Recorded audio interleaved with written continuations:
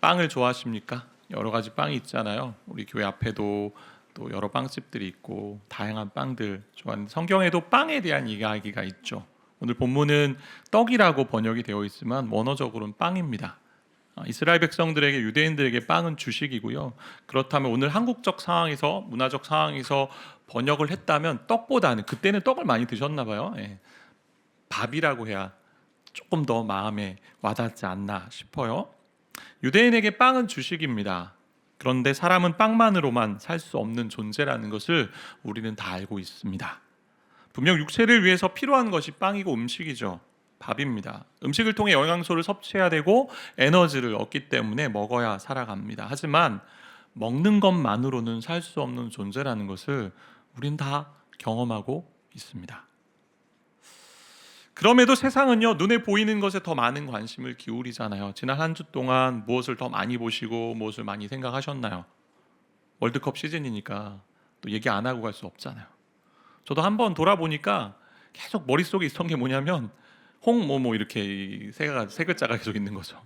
그 얘기 말고 다른 얘기를 해야 되고 하나님 얘기를 해야 되고 하나님도 찾아야 되는데, 오늘 본문의 배경을 보시면요, 요한복음 6장이 이렇게 시작됩니다. 오병이어의 기적으로 시작됩니다. 떡 5개와 물고기 2마리로 예수님이 기적을 행하셔서 5,000명, 남자만 5,000명을 먹이시고 12바구니가 남습니다. 그러니까 사람들이요, 예수님께 몰려들기 시작하죠. 저분에게 가면 우리의 먹을 것을, 우리의 피로를 다 채워주시는 분이다, 공급자다라고 생각합니다. 이렇게 몰려오는 모습에 대해 예수님이 이렇게 말씀하세요. 명확하게 지적하시죠. 너희가 나를 찾는 것은 표적을 보았기 때문이 아니고 떡을 먹고 배부른 까닭이다. 그러니까 이 기적 안에 의미가 있고 이 사건 안에 핵심이 있는데 전혀 그것은 관계하지 않고 자기들의 욕심을 채우기 위한 수단으로 예수께 나아오고 있다라는 것을 지적하고 계시는 거죠. 믿으면 복을 받아요. 성경도 얘기하고 있기 때문에. 그리고 아브라함을 복이라 여기셨고 또 우리를 복된 존재로 하나님이 창조하셨고 복을 주신다고 하셨기 때문에 하나님 그렇게 말씀하고 계십니다. 그런데 번영신학이라는 게 있었죠. 한때 세상이 말하는 만사형통, 예수 믿으면 모든 게 다 만사형통 됩니다 라고 이야기하면, 그렇게만 세상이 말하는 어떤 형통함만을 이야기한다면 기독교를 잘 모르는 것이라고 할 수 있죠. 최근에도 목회 데이터 연구소의 조사에 따라 보니까요, 기독교인 3명 중에 1명 정도가 최근 1년 사이에 2주 이상 막 지속적인 우울을 경험한 그런 사람들이라는 거예요. 그러니까 3분의 1 이상이 약간 이제 우울증 증세가 좀 있는 거예요. 근데 그 우울증이 생긴 이유를 이렇게 찾아보니까 1위가 경제적인 문제였습니다. 2위는 건강 문제였고요. 우리가 육신의 몸을 입고 있기 때문에 물질이 필요하고 건강도 필요합니다. 그래서 그 부분에 많은 생각을, 이제 관심을 기울일 수밖에 없는 존재, 연약한 존재이기 때문에. 그러니까 그만큼 우리의 삶이 물질의 영향을 참 많이 받고 있다라는 거죠. 그런데 그런 물질의 영향을 받으며 결핍의 그런 고민들을 할 때 거기서만 멈추면 아쉽다라는 거죠. 그 결핍이 오히려 주님께 더 나아가는 디딤이 돼야 되고 통로가 돼야 되는데, 그것 자체가 목적이 되고 그것 자체가 신앙의 어떤 중심이 되고 핵심이 되면 우리에겐 참 안타까운 신앙의 모습이 되고 있다는 거죠. 하나님은 건강과 부를 책임지는 번영 복음으로 예수를 우리에게 주시지 않았습니다. 있을 수도 있고 없을 수도 있는 이야기예요. 이 땅에서 영원한 영생의 삶을 우리에게 허락하신다, 약속하신다 말씀하신 분이죠. 이렇게 현실에만 초점을 맞춘 백성들에게 예수님이 말씀하세요. 나는 세상에 하늘로부터 세상에 온 생명의 떡이다 라고 말씀합니다. 그러니까 오병이어 이 기적은요, 주님이 하늘로부터 온 생명의 떡임을 드러내는 기적이죠. 내가 누구인지를 알려주는, 나는 생명의 떡이야, 생명의 밥이야, 생명의 양식이야 라는 거죠. 오늘 우리가 이제 성찬의 상 앞에 서게 되는데, 이 본문은 직접적으로 성찬에 대한 의미를, 그러니까 성찬에 대한 그런 얘기들을 분명하게 드러내는 구절들은 아니지만, 성찬에 대해서 말하는 구절은 아니지만 성찬의 의미, 그 양식이 무엇인지, 정말 음료가 무엇인지 그것들을 잘 보여주는 부분이라고 할 수 있습니다. 오늘 이 말씀을 통해 어떠한 마음과 자세로 임하면 좋을지 좀 나누길 원하는데요, 예수님이 잡히시기 전 6월절 만찬을 우리 제자들과 함께 나누게 됩니다. 그런 이야기가 복음서에 있죠. 마태복음, 마가복음, 누가복음에 다 있는데, 그럼 성찬의 내용을요, 그래도 좀 잘 정리한 게 고린도전서 11장에 기록되어 있는데요. 11장 보시면 23절 이렇게 기록되어 있습니다. 내가 너에게 전한 것은 주께 받은 것이니, 예수님이 알려주신 말씀이라는 거죠. 곧 주 예수께서 잡히시던 밤에 떡을 가지사 축사하시고 떼어 이르시되 이것은 너희를 위하는 내 몸이니 이것을 행하여 나를 기념하라 하시고, 25절 같이 좀 읽겠습니다. 식후에 또한 그와 같이 잔을 가지시고 이르시되 이 잔은 내 피로 세운 새 언약이니 이것을 행하여 마실 때마다 나를 기념하라 하셨으니. 성찬은 예수님이 제정하신 것입니다. 그렇게 되어 있죠. 예수님이 함께 만찬을 나누자고 했기 때문에. 여기서 한 두 가지 정도 좀 살펴본다면, 첫 번째는 기념하는 것이고, 또 하나는 상징이 담겨 있다라는 이야기잖아요. 떡과 잔이 예수님의 몸과 피를 그대로 보여주는 것은 아닙니다. 떡이 예수님의 몸이고 잔이 예수님의 피는 아닙니다. 이것은 예수님의 살과 피를 상징하는 비유적인 모습인 거죠. 떡과 잔을 우리가 먹을 때 그 떡과 잔이 바로 예수님의 몸으로, 예수님의 피로 바뀌진 않아요. 그게 이제 카톨릭의 방식인데, 우리가 마실 때 그 피가 바로 예수의 피가 되고 떡이 예수의 살이 된다는, 그렇지 않습니다. 그리고 떡과 잔 위아래 예수님의 몸이 또 살이, 피가 담겨 있지도 않습니다. 그렇다고 기념하는 것으로만 멈추는 것도 아닙니다. 개혁주의 전통, 우리 전통, 장로교 전통은 칼빈의 의견을 좀 따라가는데, 칼빈이 이야기하는 것은 성찬을 베푸는 가운데, 성찬에 참여하는 가운데 예수님이 우리 가운데 영적으로 임재하신다라는 거예요. 예수님의 죽음을 기념할 뿐만 아니라 영적으로 임재하신다. 그리고 죽음의 죽으심을, 주님의 죽으심을 다시 한번 기억하게 된다. 그 죽음의 모습을 요한복음 이렇게 표현하고 있죠. 6장 53절인데요. 같이 좀 읽겠습니다. 53절입니다. 예수께서 이르시되 내가 진실로 진실로 너에게 이르노니 인자의 살을 먹지 아니하고 인자의 피를 마시지 아니하면 너희 속에 생명이 없느니라. 피와 살은요, 예수님의 죽음을 상징하는 표현이죠. 예수님이 십자가상에서 살을 찢으시고 피를 흘리시면서 믿는 우리에게, 믿는 백성에게 생명을 주신 거죠. 그래서 자기 희생을 통해 십자가상에서 한 제물이 되셔서 우리에게 생명을 주신 것을 말씀하는 표현이 피와 살이라는 표현입니다. 그래서 살과 피는요, 예수님 십자가 죽음을 암시합니다. 그래서 성찬은 예수님이 피 흘리시고 자기 살을 찢으셔서 십자가에 달리심으로 저와 여러분, 믿는 우리에게 생명을 주셨구나라는 것을 보여주는 거죠. 그것을 다시 확인하는 시간이 성찬의 시간입니다. 그래서 성찬을 이렇게 표현합니다. 성찬은 십자가에 못 박히신 그리스도가 우리 앞에 계시되는 눈에 보이는 설교다. 십자가에 못 박히신 예수가 우리가 이 살을 암시하고 또 피를 또 지칭하는, 상징하는 떡과 잔을 나누면서, 예수 그리스도의 십자가 못 박히심, 그 죽음의 생명이 우리 가운데 보여지는구나. 본문은 예수가 참된 음료, 참된 양식이라고 말하고 있잖아요. 저와 여러분의 삶은요, 육신적인 존재로 보이지만 영이 있는 육신의 존재죠. 영혼의 존재입니다. 이 영적인 존재라는 것을 전혀 우리가 생각하지 않고 살 수 없는 존재가 저와 여러분이에요. 예수님의 죽으심으로 우리는 영적인 유익을 얻었다라는 거죠. 생명을 얻었습니다. 그분을 통해 죄사함을 받았습니다. 죄 용서함을 받았죠. 더 이상 죄에게 종노릇하지 않습니다. 우리가 죄를 짓고 마음 아파하고 또 힘들어하지만 결국 다시 주님께로 돌아가는 일들을 하게 되는 게 그리스도인이죠. 그냥 죄에 계속 머물러 있지 않습니다. 살아가는 힘을 얻는다는 거죠. 그래서 이렇게 우리를 돌보시고 은혜 가운데 이끌어 가신다라는 것을 보여주는 은혜의 표시가 성찬입니다. 내가 그리고 내 피 흘림으로 내가 너희를 택했어, 그리고 너희를 구원했어 라는 걸 보여주는 하나님의 표시고요, 도장을 찍는 하나의 모습이라고 할 수 있어요. 그렇게 영적인 자양분을 얻어서 살아가는 인생이 우리임을 고백하는 거죠. 그래서 성찬에 참여하면서 우리가 기억해야 될 것은, 내가 예수님을 나의 참된 음료와 참된 양식으로 그렇게 모시면서 살고 있구나, 그러니까 주님을 의지해서 내가 살아가는 존재구나 라는 것을 기억하는 자리예요. 그리고 잊지 말아야 할 것은, 성찬 자체가 효력이 있지 않아요. 무슨 얘기냐면, 이 우리가 받는 이 떡과 이 잔 자체에 효력이 있는 게 아니죠. 이걸 먹었는데 막 모든 병이 갑자기 낫고, 이걸 마셨더니 막 내 에너지가 확 올라오고, 이런 건 아니에요. 그 자체에는 효력이 없지만 이 성찬 가운데 하나님이 임하세요. 성령께서 임하시죠. 성찬을 통해서 나를 위해 자기 몸을 희생하신 주님의 살과 피를 깊이 묵상하며 그 죽으심을 통해서 생명 얻었음을 내가 경험하고 누리게 되는 시간이 되는 거예요. 내가 예수로 인해 사는 인생이 되었지. 내가 예수님을 의지해 사는 인생이지. 그리고 예수님을 의지해 살아가야 하는 존재이지라고 확인하고 고백하는 시간이 바로 그 자리라는 것입니다.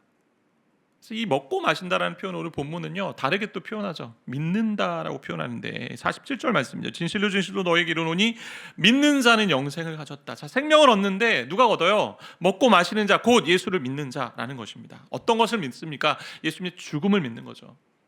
그분의 생명, 자신을 내어줌으로 말미암아 우리에게 영생을 주셨다라는 그 믿음 가운데 살아가는 겁니다. 타락한 죄인이잖아요, 저 여러분은. 우리 힘으로는 구원을 얻을 수 없는 존재인데 예수께서 십자가에 달리심으로 새 생명을, 영원한 생명을 허락하셨다라는 것을 믿는 거죠. 그래서 성찬은요 실패한 존재잖아요. 실패한 존재가 계속 실패할 수밖에 없는 이 존재, 연약한 인간에게 우리 하나님이, 우리 예수님이 찾아오셔서 실패할 수 없도록 당신의 살과 피로 우리를 다시 새롭게 한다. 다시 말하면 예수 안에 이전 것은 지나갔으니 보라 새 것이 되었도다, 새롭게 창조되는 그런 모습들을 다시 한번 기억하고 확인하는 자리가 오늘 성찬의 자리가 된다라는 것입니다. 우리가 먹고 마시면서 육체의 생명을 계속 연장하잖아요. 에너지를 얻잖아요. 그것처럼 예수를 먹고 마심으로, 예수의 죽음을 믿음으로 영원한 생명을 우리가 누리고 있다라는 겁니다. 그것을 가시적인 그런 모습으로 우리가 경험하는 거예요. 눈으로 보죠. 그리고 입으로 먹습니다.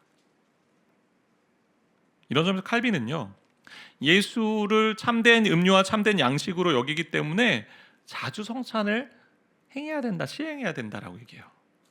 그래서 매주 성찬을 하는 교회들도 많이 있습니다. 내가 예수와 함께 죽고 예수와 함께 살았지, 내가 예수님이 나의 참된 양식이지라고 고백하며 예수의 죽음을 묵상하고 기억하고 기념하며 살아가기 때문에. 우린 영적인 존재잖아요. 오늘 말씀해 보면 우리 읽지 않았지만 뒷부분 6장에 가보면 살리는 것은 영이라고 되어 있어. 살리는 것은 영. 육은 무익하죠.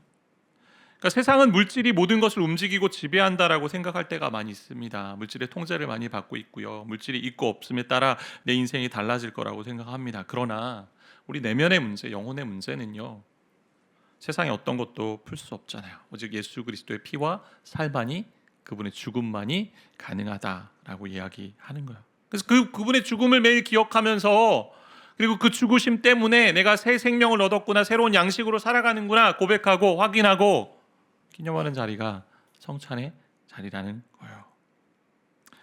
일전에도 한번 말씀드리긴 했는데 마이클 잭슨이라고 아십니까? 미국의 유명한 가수였죠. MZ세대들 잘 모를 것 같아요. 옛날 사람이라 잘 모를 것 같은데 역사상 미국의 최고의 가수라고 할 수 있는 사람입니다. 가장 많은 상을 받았다고 하고요. 그가 만든 다양한 음반도 많고요. 그리고 춤도 많이 있었습니다. 많은 부를 누리고 있었을 때 40세 때 그가 이런 소망을 가지기 시작합니다. 150세까지는 내가 좀 살아야겠다. 그러기에 준비하는 것들을 이제 하게 되는 거죠. 2108년 150세가 되는 날 2108년이에요. 그때까지 얘가 살아야겠다. 그래서 이 세상이 전부라 생각하면서 준비하기 시작하는 거죠. 집안에 있을 때요 손을 엄청나게 많이 씻었대요. 그리고 결혼 생활도 잘 안 했다고 합니다. 이유는 여성에게서 균이 옮길지 모르기 때문에. 젊어지기 싫어서 죄송합니다. 젊어지고 싶어서 농축 산소가 100% 정도 있는 튜브 속에 들어가서 하루에 몇 번씩 들어왔다 나갔다 이렇게 했다고 그래요. 눈에 보이는 것이 다라고 여기며 자신이 가지고 있는 부를 가지고요 생명을 연장하고 싶었던 그런 어리석은 인생의 모습이라고 할 수 있는데, 그가 결국은 2009년에 사망합니다. 50세 때. 150살을 원했는데 3분의 1만 살고 이제 부름 받은 거잖아요. 영혼이 굶주려 있으니까 외형적인 것에요, 눈에 보이는 것에 매달려 보는 거죠. 한시적인 이 땅에서요 모든 것을 채우려고 합니다. 그런데 저와 여러분은 이 땅에 있는 것으로 체험받을 수 있는 존재가 아니에요. 비어있는 가슴이 있어요.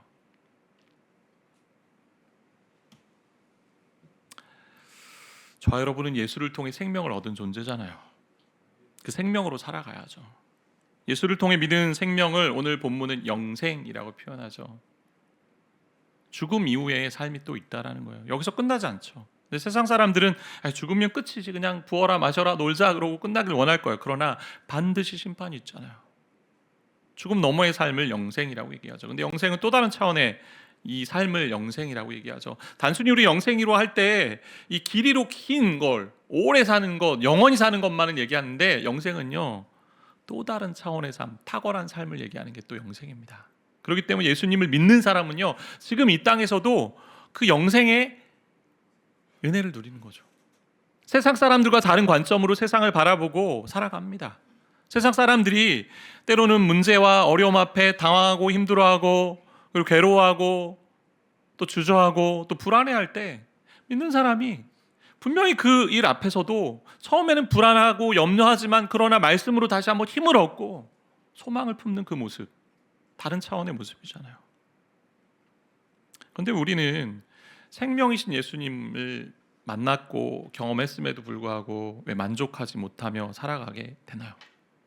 그분이 우리 삶의 양식이고 음료라면 매일 그분과 함께 함으로 살아가면 만족을 누려야 되는데 왜 우리는 자꾸 세상의 육체적인 그런 만족, 결핍의 체험에 더 목매이고 있냐라는 거죠. 그래서 하나님이 오늘 말씀하시죠. 예수님이 오늘 말씀하시죠. 내가 하늘에서 내려온 떡이다 라고 얘기합니다. 근데 유대인들이요 예수님에 대해 수군거리기 시작합니다. 본인이 하늘에서 내려왔다고? 하나님과 동등한 사람이라고? 하나님과 동등한 신이라고? 신성 모독이라고. 또 하나는요 아니 지금 육신의 모습이 가지고 있는데 자기 살을 떼어 먹으라고 식인종도 아니고, 이 사람은 나사렛 출신이고 아버지가 요셉인데 무슨 하나님이고 무슨 자기 살을 떼어 먹으라고 하느냐, 제정신이 아닌 것 아닌가라고 하면 수군거리고 비난하기 시작합니다. 왜 이들이 수군거리고 비난했을까요? 현실에만, 물질에만 매여 있기 때문에. 오늘날 세상 사람들도 별반 다르지 않죠. 현실과 물질에 매여 있으면요 하나님이 하시는 일에 대해 수군거릴 수밖에 없어요. 믿음이 없으니까, 물질주의 세계관 속에 사로잡혀 있기 때문에 영적인 눈이 없으니 하나님이 하시는 일에 불평하고 불만하며 원망하기 시작합니다. 예수님은 하나님을 믿지 않으니까. 진짜 오늘날 살아갈 떡, 눈에 보이는 떡을 주셔야 되는데 그걸 주시지 않으니까 하나님 없다 여기는 거죠. 이런 불평의 대표적인 모습이 이제 구약 성경에 좀 나오잖아요. 이스라엘이 광야에 있을 때의 모습이 대표적인 모습이죠.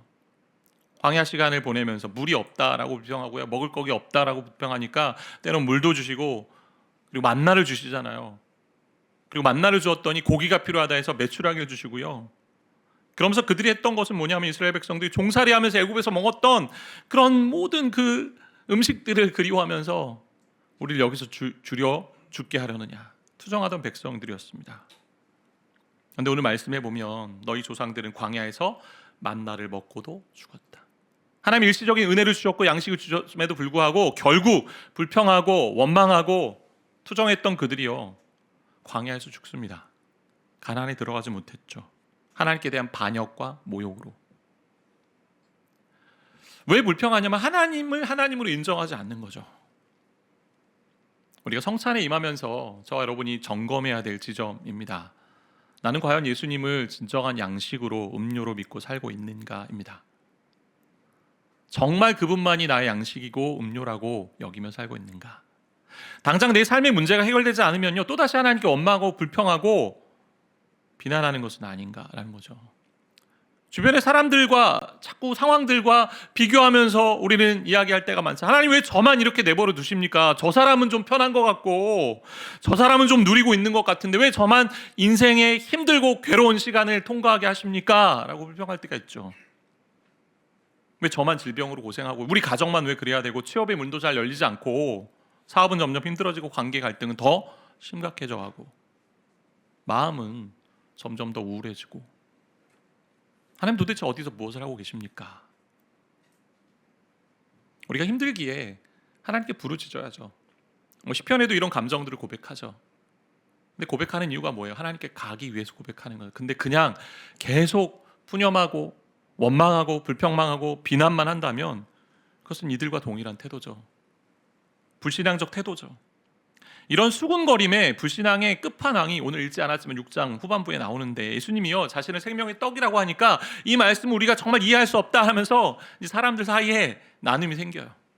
떠나가기도 하고, 그러나 제자들 베드로를 중심으로 너희도 가려느냐 했을 때 베드로가 이렇게 이야기하죠. 영생의 말씀이 있기에 어디로 가야 될까 주님. 근데 예수님이 이렇게 얘기하세요. 제자들 12명 있었는데 그 중에 하나는 마귀라고 하면서 가룟 유다를 가리키셨습니다. 마귀는요, 언어적으로 보면 의미가 이렇게 됩니다. 비방자, 중상자, 고발자로 되어 있고요. 다른 표현으로 좀 해본다면 입이 험한이라는 뜻입니다. 입이 험한. 그러니까 하나님께 대항하는 이 사탄이 타락한 사람들 뒤에서 활동하면서 중상하고요, 가룟 유다가 했던 것처럼 악한 마음을 심어놓고 비방하고 불평하는 일들 하게 된다라는 거예요. 그래서 처음에는 하나님께 불평하죠. 비난하죠. 하나님 도대체 왜 이러십니까 저에게. 근데 어느 순간 이제 그 불평이 어디로 가요? 옆 사람으로 가죠. 가족에게 거나 동료에게 갑니다. 본질적으로 나와 하나님과의 문제인데 주변으로 또 가고요. 이게 인간의 죄성이잖아요. 하나님 믿지 못하고 하나님 신뢰하지 못하니까. 자녀들의 경우 그렇지 않습니까? 뭐 요즘 시험 기간인 것 같은데 우리 중고등부 예언팀자 아이들 보면 본인이 시험 공부를 잘 못해가지고 시험 성적이 안 나온 건데 자꾸 가정의 환경 뭐 상황을 얘기하죠. 우리 집에 뭐가 없어서 아버지가 안 깨워줘서 뭐 이런 얘기하는 거죠. 저 여러분의 모습을 한번 좀 살펴봅시다. 우린 예수 십자가의 죽음으로 피와 살을 먹고 영생을 얻은 존재잖아요. 근데 현실에만 너무 초점을 맞추면 내 삶의 문제를 당장 하나님이 해결해 주지 않으면 하나님 없다라고 여기는 마음들이 생길 수 있다라는 거야. 자꾸 하나님께 불편한 감정을 가지고 원망하고 상황이 조금이라도 나아진다면 감사하고 기뻐해야 되는데, 그리고 아직 나아지지 않는다 할지라도 하나님이 반드시 우리의 인생을 책임지실 것을 믿으며 소망으로 나아가야 되는데 불평하고 원망하고 있다면 우리 안타까운 인생을 살아간다라고 볼 수 있죠. 그리고 그 원망과 불평이 주변으로 계속 흘러가면 그들도 너무나 힘든 인생을 살아간다라는 거죠. 다시금 하나님 앞에 그 마음을 좀 내려놓고 가는 인생이 되었으면 좋겠습니다. 성찬에 한 가지 더 붙이는 중요한 의미가 하나 있는데, 자, 기념할 수 있고 상징적으로 우리에게 보여주는 참된 음료, 참된 양식이라고 우리 주님 말씀하셨으니 먹고 살아야 된다라는 그 영적 자양분을 얘기하고 성장하는 것도 이제 얘기하지만, 그러면서 한 몸됨을 기억하고 누리는 시간이 성찬인데요. 자기의 살과 피를 먹으라고 하셨잖아요. 그리스도의 몸된 지체로 주님의 피를 마시면서 한 몸된 공동체라는 것을 우리가 기억하게 되는 시간인데요. 그래서 고린도전서 10장 16절에 이런 말씀이 있습니다. 같이 좀 함께 읽겠습니다. 우리가 축복하는 바 축복의 자는 그리스도의 피에 참여함이 아니며 우리가 떼는 떡은 그리스도의 몸에 참여함이 아니냐. 고린도 교회에 있었던 말씀에서 나온 모습에서 나온 말씀인데요. 초대교회는요, 각 집에서 이제 떡을 떼며 초대교회는 그런 모습이었어요. 거기 가운데 청찬을 했죠. 근데 우리처럼 오늘날처럼 지금부터 성찬식을 하겠습니다 해서 시작한 게 아닙니다. 함께 모여서 식사 교제하다가 주님의 죽으심을 묵상하고 기념하고 기억하는 가운데 성찬, 애찬식과 같은 그런 모습이었는데 자연스럽게 이어진 거죠. 근데 당시 종도 있었고 상전도 있었잖아요. 주인도 있었습니다. 보통 주인이 좀 빨리 이제 오지 않습니까? 퇴근하게 되는 것 같고, 종은 나머지 일을 하고 늦게 오는 경우가 많았다라는 거죠. 그러다 보니까 먼저 온 사람들이 식사를 하는 가운데 성찬이 이어졌어요. 그때 벌어졌던 일이 있는 거죠. 먼저 온 사람들이 함께 모여서 과하게 먹기도 하고 취하는 가운데 있는 거예요. 아직 오지 않았는데 그 사람들을 배려하지 않고, 그러니 우리는 배려하고 한 몸됨을 지키는 것, 이것이 정말 중요하다라고 권면하는 모습입니다. 성찬은요, 한 몸인 것을 기억하는 거예요. 우리가 지체구나, 연결되어 있구나. 그래서 참여라고 표현하고 있습니다. 이런 점에서 그리스도를 사랑하면요, 반드시 형제들 안에 계신 그리스도를 사랑하게 된다라는 거예요. 무슨 얘기냐면 옆에 있는 사람을 사랑하는 게 아니고요, 그 사람 사랑할 능력 우리가 온데 없습니다. 누구 사랑해요? 그 옆에 있는 사람 안에 있는 그리스도를 바라보는 거죠. 우리가 함께 한 떡, 한 잔에 참여하는 것이 바로 그런 의미를 담고 있습니다. 그리스도 안에서 우리가 모두 한 가족이라는 의미죠. 그래서 어거스틴은요, 성찬을 이렇게 많이 표현했어요. 사랑의 유대입니다. 성찬은 사랑의 유대입니다. 사랑으로 연합하는 시간이고 함께하는 시간입니다. 그래서 함께하면서 혹시 갈등이 있는 관계가 회복하고 또 깨어진 관계가 있다면 다시 한번 그 관계를 새롭게 하는 그런 가정과 공동체 안에 그런 역사가 일어나는 자리라는 거예요. 그래서 몇 가지 적용하면서 이제 성찬에 임하길 원하는데요. 감사와 겸손함으로 좀 나아갔으면 좋겠어요. 영적인 양식 우리 주님이잖아요. 우리는 받을 자격이 없는데 대가 없이 우리 그리스도께서 주신 생명의 선물입니다. 그렇게 주신 예수님이 앞으로도 우리 인생 가운데 더 많은 은혜를 주셔서 새 일을 행하실 것을, 새롭게 하실 것을 기대하며 감사하는 시간으로 받는 자리예요. 그래서 겸손함으로 좀 나아갔으면 좋겠는데 우리는 연약하죠. 우리가 뭔가 자격이 있어서 이 성찬을 받는 것이 아니에요. 성찬에 참여하는 것이 아닙니다. 잔과 떡을 받는 것이 아니에요. 로한 윌리엄스라는 분이 이렇게 이제 성찬에 대해서 이야기한 것인데 한번 들어보세요. 성찬은 값없는 선물입니다. 우리가 성찬을 받는 것은 잘하고 있기 때문이 아니라 잘하고 있기 때문에 이 아니라 그릇되게 행하고 있기 때문입니다. 목적지에 이르렀기 때문이 아니라 여행 중에 과정 중에 있기 때문입니다. 우리가 옳기 때문이 아니라 혼란스럽고 잘못되어 있기 때문입니다. 우리가 하나님처럼 거룩하기 때문이 아니라 인간이기 때문입니다. 충만하기 때문이 아니라 굶주리고 있기 때문입니다. 연약한 육신의 몸을 입고 우린 이 자리에 와 있잖아요. 과정 중에 있기 때문에 주님이 다시 오실 그날까지 이 예식을 행하는 거예요. 주님의 죽으심을 기억하고 기념하고 영적으로 주의 임재를 누리는 자리가 성찬의 자리입니다. 그러면서 마지막으로 부탁을 드리는 것은 온전한 믿음으로 먹고 마셔야겠죠. 근데 그 믿음은 어디서 옵니까? 들음으로 옵니다. 예수를, 영적인 양식인 예수를 먹고 마시는 것을 다르게 좀 표현해 본다면 말씀의 가르침을 듣고 배우는 모습이죠. 오늘 말씀도 그렇게 얘기하고 있어요. 예수님이 오늘 말씀을 보니까 하나님께서 그들을 이끌어 오신다. 구원은 하나님이 전적으로 이끌어 오시는 거죠. 우리의 어떤 행위, 공로 들어가지 않습니다. 그러나 한 가지만 좀 생각해 보자는 거예요. 100% 하나님이 다 하세요. 하나님의 주권과 인간의 책임 속에서 구원은 모든 게 다 하나님의 주권 속에 달려 있습니다. 그런데 우리 편에서 잠깐 좀 생각해 보면 믿음이라는 것을 하나님 주신 선물인데 그 믿음을 받는 손 정도는 내밀어야죠. 그게 우리가 하는 반응이에요.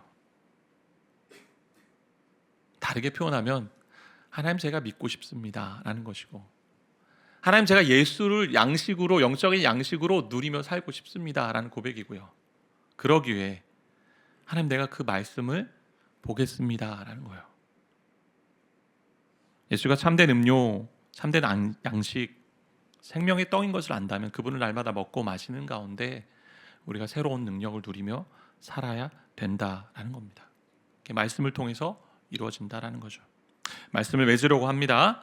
주님은 먹고 마신다라는 이 단어를 통해서요, 상징적으로 말씀하시는 거죠. 매일매일 우리가 육신을 위해서 먹고 마시는 일 하잖아요. 그것처럼 성령 안에서 말씀으로 먹고 마시며 예수를 양식으로 삼지 않으면, 예수님께 그렇게 나아가지 않으면 우리는 굶주린 인생, 피폐한 인생을 살게 된다라고 말씀하는 거예요. 이런 믿음이 완성의 자리까지 계속해서 성장해 가는 겁니다. 그래서 우리가 함께 성찬의 자리에 참여하면서 하늘로부터 오신 생명의 떡인 예수를 다시 한번 기억하고 그분의 죽으심 때문에 우리에게 생명이 왔다라는 그 믿음 속에 하나님이 주시는 영적인 은혜를 누리는 복된 시간이 되었으면 좋겠습니다. 아직 믿음이 없으신 분이 계실 것 같아요. 그리고 성찬에 아직 참여하지 못하시는 분들 있으실 텐데, 우리 인생 영적인 존재입니다.